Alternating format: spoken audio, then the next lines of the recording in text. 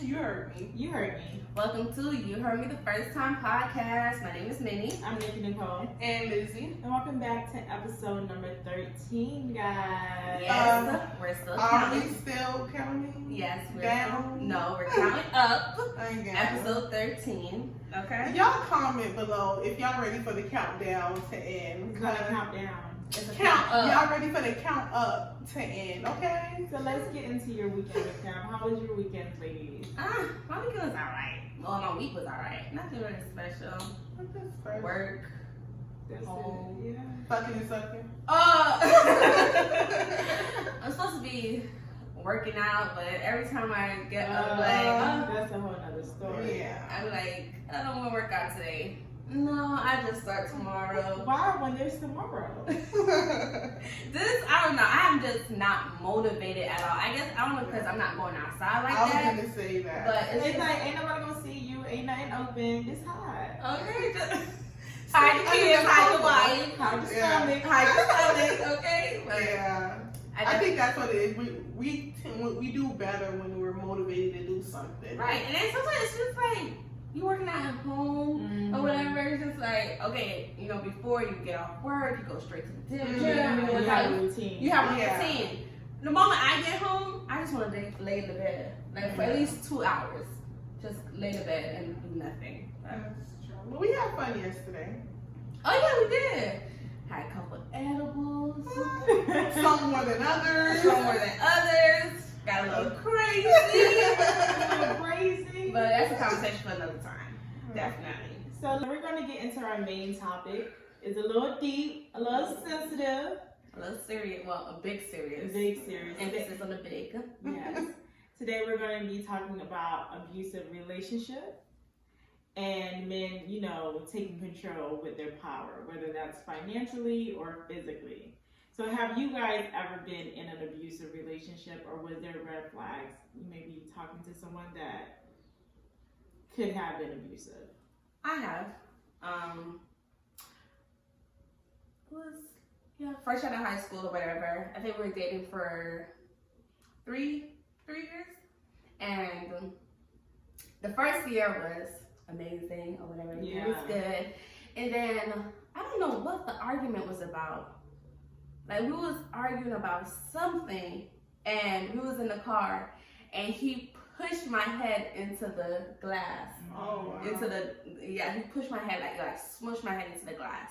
And I was shocked. I was like, did that just happen? And I was like, what the heck? So, you know, I'm crying or whatever, and I'm calling his mom. I'm like, please come and get me. He did this to me, da da da da. She's like, okay, I'm on the way, blah, blah, blah. And he's apologizing, pleading to me, crying, whatever. And I got back in the car and stayed in that relationship 2 more years. Wow. And experienced the same thing. Like, it wasn't, and not trying to downplay or whatever, but it was still abuse. Like, you know, if we get in an argument, it would be like grabbing my shirt or pointing to my head, throwing things or whatever. And it was mentally also, like, I was a bitch, a hoe, a whore, a pussy. It was every disrespectful name in the book. I was. And it's just like, it took me a while to like get out of that relationship. And I remember talking to my friends at the time, and I was just like, I really need to let go. I really need to get out of this relationship. I really need to get out of the relationship. And surprisingly, my friends told me, try to work it out. Wow. And that, when I say that hurt, until this day, they don't even know that how much it hurted me to tell me to stay in a situation like that or whatever. And they would just make an excuse like, oh, it's gonna get better. Just, you know, just work it out. Da, da, da, da. And it never got better. It would probably calm down for a little bit, And then then it happened again. And it's just like, it took so much strength to like walk away, because it's just like, okay, I'll be like, okay, I'm done, da da da, and then the crying and then the pleading, and then you feel sorry, and then you're just like, oh, okay, fine. So he's not gonna do it again, and went right back into it. And that's why until this day, it's just like, I don't care how good we are. The moment you disrespect me, all bets are off. Yeah. The moment you call me out my name, because that's a trigger for me. Because I felt like, okay, well, that's one step to lead into that. Like, into something else. Because if you start doing that or whatever, mental abuse is just as bad as physical abuse. Absolutely. If not, it can be worse. If not, it can be worse. Like, even if if we're in an argument and you punch the wall, I think we said this in the last episode, the next time it can be me. Yeah. So now it's just like, I look out for those red flags early on, because I told myself I would never ever put myself in a situation, and especially the fact that I have a daughter. I don't want nobody like that around my daughter. Yeah. I was personally never in an abusive relationship, but one of my really good friends was. And this was the father of her child. They had 2 daughters together, and we used to work together. And she used to come to work with bruises on her body, and I just used to tell her, "Listen, you can get out of this. You can stay with me." I even offer her to stay with me, and she'll be like, "Yeah." And then she'll go home. He'll sweet talk her. They'll be okay the next day, and it'll happen again. And I just seen this. This pattern with her where he was good, and when they were good, they were really good, but when they were bad, they were really bad, until one day she just had to up and leave and take her children with her. And that was probably the best thing she could have done for her children and her. Yeah. I would say I've never been in a physical, abusive relationship, but I've been, I would say, a mental. You could tell the person was trying, and I was, in high school going into college. And you could just tell, the person would try to say things to break me down. And I was always that person that, ain't nobody gonna ever put their hands on me. But as I grew up, I realized, it's not something that just happens like that. Mm-hmm. It literally starts off as abusive, and they see how much they can do mentally. And then after they see what they can do mentally, it starts switching to be physical abuse. Mm-hmm. And then I remember, towards the end of the relationship, he was like, I really never met all that stuff. And I'm like, I was strong, but I was obviously strong enough to know, because people were like, I was going to school. What you going to school for? This and that. You going to FAMU, you doing this, just anything I would do in a positive look, he would always try to downplay. And then if he was like, I was just mad, I was going through my own things. I know, luckily I was strong enough to know that because you're not doing shit with your life, you're trying to make me feel like I'm not doing shit with my life. But I know it's you, it's not me. So luckily I was able to keep that mindset. But I could easily see how that don't always work out for everybody. You just can't realize that when somebody's saying negative things about you, they're depicting what they're going through and trying to put that on you. Right. And it's, like you said, it doesn't just happen like that. Because one of the signs that I ignored was the controlling behavior. Mm-hmm. But because I was so young-minded at the time, I was like, I took it as, oh my gosh, he cares about me. He cares about what I wear. Yeah. He cares about if I hang out too much. It was times I would have on a skirt, like a skirt that's a little bit above my knees, and it's like, do you have shorts underneath that skirt?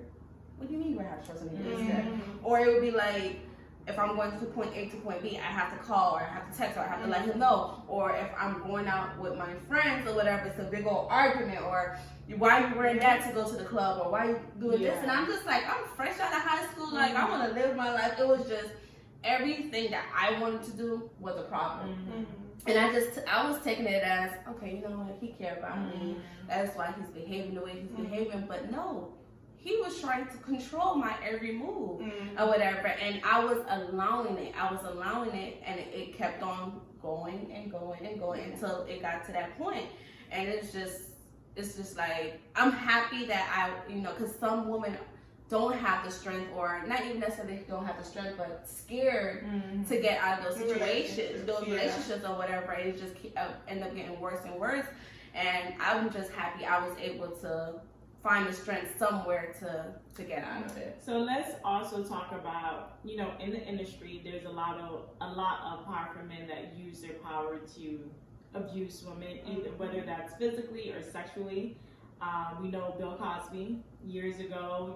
He was drugging women, taking advantage of them sexually, and a lot of times when women come out, they don't believe them. It's like, what did you do? Or you didn't know you put yourself in that situation. Yeah, you went to his hotel. Why did you go to his hotel? They'll always, put it on your woman. Mm-hmm. And I remember when Keke Palmer came out about to say that a few years ago, and she was like, she felt uncomfortable at a party, that Trey Songz was hosting. And everybody was like, but you was there. But why, even when she went to the Wendy Williams show, she's like, but that's a good looking man. You wasn't turned on that he tried to kiss you. And she was like, no, I didn't ask for it. And I didn't like the fact that everybody was trying to downplay the situation. Yeah. Oh, you was just at a hotel. Like, you're making it bigger than what it is. Yeah. If the woman said she was uncomfortable, Mhm. that's enough. That's enough for you to take it serious. She was in an uncomfortable situation. Mhm. And, you know, it's just like, and then even after that, so many other people came Yeah, up. and now as of recent, there has been other women that has a very similar story to Keke Palmer's. Yeah. I'm really surprised I'm about to tell this story because I don't tell this story a lot, but okay. So I remember it was spring break, and if you're from Florida, then you know at that time, everybody goes to Panama City for spring break. So it was me, my best friend, and we had so it was me, my best friend, and we had a whole bunch of friends or whatever. And my best friend left because her boyfriend was there too. So I'm hanging out with her boyfriend's friends. Backstory is that I always hung out with them, like do homework, like chill. So it was nothing ever, like I felt really comfortable around them. Like but they always say it's the people that's closest to you that tries you. So I'm chilling, all the guys left or whatever, but one of the friends was really drunk. So we sitting on the beach. So like, oh, Elizabeth, watch him or whatever. So we sit on the beach laughing, giggling, still, no signs of nothing. So now they're trying to grab him, we're going in the car, and my friend is still off with her boyfriend or whatever. And like I said, I hang out with these guys all the time, whatever. So we're in the car, and I remember he kept saying, oh, kiss me. And I'm like, no, stop, or whatever. And next thing, like, I just kept telling him no. And next thing you know, like, he went and he, like, got on top of me. Oh my God. Yeah, and then literally started moving, like, my panties and everything. God. And then I remember, like, I was trying to fight him off of me, whatever. And then I remember it got to the point where, you literally feel no more strength in your body. And then luckily, the guy in the front car was like, okay, like, stop. She said, stop playing, get off her or whatever.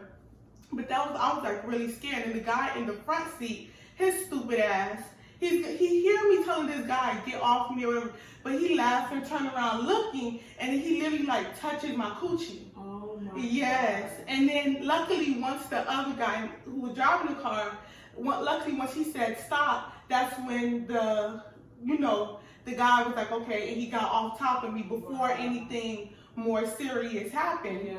But yeah, that was like one of my crazy stories. And I remember I went to the hotel room. Because like I said, I had no other place to go. So I went back to the hotel room. And luckily, the way the hotel room was set up, it was like another, like 2 suites connected. Yeah. So it was some girl that was in the other suite that knew those guys. They was like, oh, just waiting here with us or whatever. And I'm blowing up my friend. And then I'm walking, I guess the guy's trying to like apologize to me or something. I just remember they just kept telling like, Elizabeth, wait, just trying to like telling me to wait or whatever. I remember I took my purse, I wrapped it around, and I started swinging my purse and started hitting all of them with it. And then I had ended up walking out or whatever. And the crazy thing about it, my friend was like, oh, don't call the police. Wow. Don't say, and I had, at that time I had, It was giving me goosebumps. Oh my God. yeah, I really I don't think I ever told you this. I never told you guys this story. And then my friend was like, oh, don't call the police or whatever. Then I had a guy friend in college or whatever, and he's like, sis, what just happened to you? And he's like, I'm up there about to fight him, and my friend is just like, no, please don't do nothing. I don't want nothing. And like at that time, I'm not gonna say I understand why she did it. But I just felt like that was just the wrong advice for her to. Yeah. And that's the problem, because like even in a situation like that, we feel like we can't speak up. You don't want nobody to go to jail. Or you don't want to these are your friends, and you don't want to get them in trouble. But or you don't want just violated you, and you don't want your other friends to be upset. Like, oh well, because it's sad to say, because they would be upset if you had went to the police. It would have been like, you're the problem. I would have been the one. You knew he was drunk. You knew he didn't mean it. You knew he's not that type of person. And then you start feeling like, damn, I should. And that's why a lot of women and a lot of females just bury those feelings. Yeah. They just bury those feelings and just don't say anything. And that's why, like, when the Me Too movement started, whatever, it takes one person. Yeah. One person to get the strength to stand up and say something, and everyone else is gonna follow. Yeah. And then like for a time I battled, I'm like, what about if he did that to me? I'm like, so what about if he do it to any other girls? Mm-hmm. Like, because if he didn't take no from me, then he probably didn't take no from other girls. Is there, you know, there are other people that he did this to or whatever. But yeah, I remember a story. It was a I think it was probably like a few years ago, and the girl was drunk. It was a college party. She was drunk, and she was passed out or whatever, and she was passed out by the garbage. I hope I'm not missing the story. And this other college kid literally raped her or whatever. And the reason why he stopped is because someone saw him and told him to like get off of her and call the police or whatever. He got arrested, and the judge said, "Oh, we're only going to give you a few months. We're not going to mess up." No, not the judge. I think the father. One of them said, we shouldn't ruin your life for a few seconds of fun." That's what he said. And the victim, she wrote a letter, and she was like, "I didn't even know I was raped until." And how was that fun for her? And that's what she said. She was like, "How was that even fun for me?" Exactly. And it's like it's things like that happen where a guy do something like that, and they don't get the repercussion. They don't, they don't get what they deserve for putting a woman through that or whatever. Sometimes they do, but a majority of the times they don't. Definitely with like just the minority community, Black women, Spanish women, we have this thing where we want to protect our men.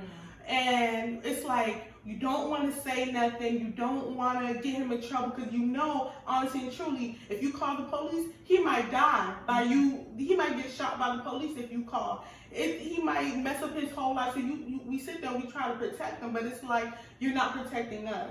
Quote unquote, the shirt says, protect Black women. Hello. No, but it's like, we're always protecting them, and they're never protecting us. Like, in my situation, like, they knew what was going on. They let it go on for a minute. It's not like I just said stop one time. And it's like, at that time, it shouldn't have took that long for you to sit there and realize, okay, she's not playing. She's not playing. And then the other dude, he would just go along with it. Yeah. So it's like that, let me mind my business. Yeah. And you don't want to sit there and check your homeboy. Like, you don't want to sit there and tell him what you're doing is dead and wrong. Exactly.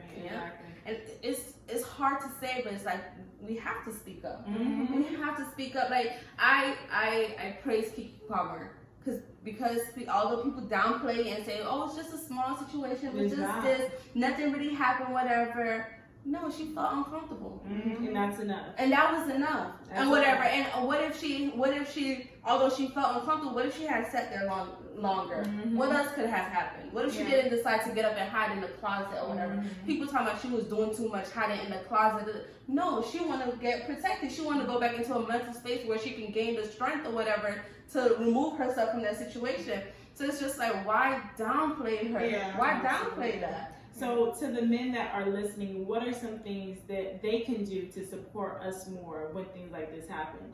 One of the things I would say is listen. Just listen. There's always two sides to the story, but if you're like in Elizabeth's position where you were actually physically there and you see a man disrespecting a woman or, overstepping his boundaries, step up. Just don't laugh it out or, oh, I told him to stop. He just kept going. You knew that wasn't enough. So, yeah.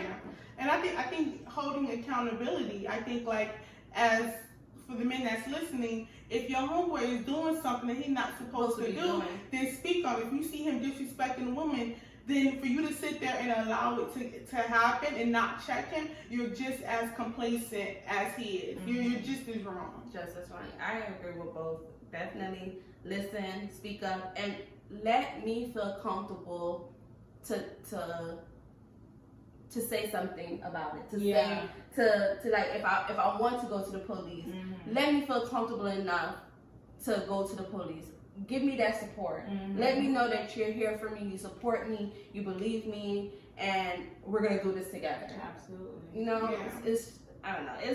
domestic violence is nothing to be played The with. worst thing is when you're being a victim, whether it's physical abuse or sexual abuse, and you feel the strength to tell someone, and then they be like, "Are you sure that happened?" Or you know, they kind of downplay it. And I just went through this traumatic experience, and you're still. And then you start second guessing yourself. Yeah. Like, And then my friend, I'm sorry, bring back the story. I remember that, like, after that whole situation happened, my friend was like, "Oh, you know, we would have called the police if he pulled his penis out. So it takes him having me pinned down in the car, moving my panties to the side, me getting touched in my coochie area. That wasn't enough. So we do have a phone number we want to provide. If you're going through a domestic issue or you know someone that may be experiencing this, please give them this phone number.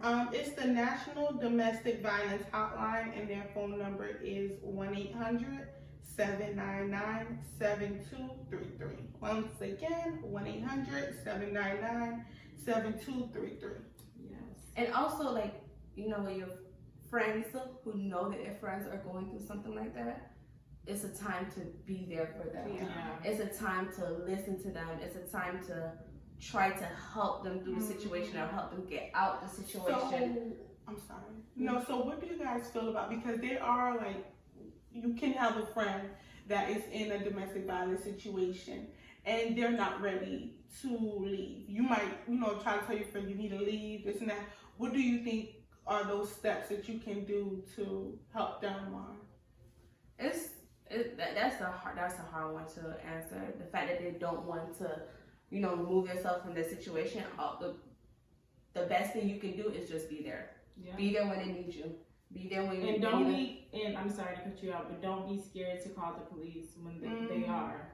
They're going to hate you about it. They're going to fight you about it. But if you're in their presence and you see it, don't be afraid to step up. Because you know you're doing a good thing. Yeah. You know, it's not like you're seeing that your friend is being physical abused or whatever, and they're at the moment, you're doing the right thing. Yeah. Don't feel like you're doing the wrong thing. Your friend would understand eventually. They have no choice but to understand eventually. Because that call can literally save someone's life. Save someone's life, you know?